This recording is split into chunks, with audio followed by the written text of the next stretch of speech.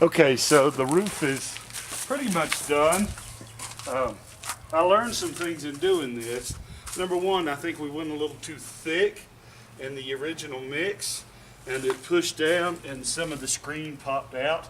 But it's got a little bit of give to it, but it's pretty strong. From doing the rabbit hutch, which is another video, I learned to be a lot thinner with it. So I've got a thinner mix that we're going to top coat, and it's more paint than cement, so it should do better for waterproofing and filling the screen.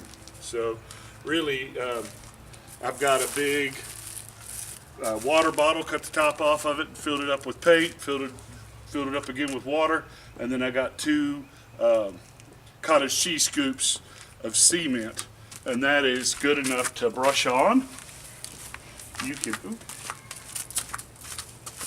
can brush it, but before we do that, look, it's still light enough I could lift. You can feel it, it's heavy, but it's not the heaviest thing in the world. Oh. We'll paint the front here too, get kind of a drip edge. I guess I was right to go thick, because it's going right through this screen. The other one I'm using sheets, and so the thin is working pretty good. This is thin enough it should flow into all the cracks, and with the extra latex it should make it where it cracks less. Alright, there it is painted again. I'm going to let it dry, and then for all intents and purposes it's done. I may paint Cool Seal over the top just for extra, or I may throw a tarp over here and then put some 1x6s to make a frame, put gravel, put a little bit of sod, make a little green roof. I don't know yet. I'm pretty sure though it's waterproof as it sits, but I'm gonna let it sit for a little while. I'm out of money.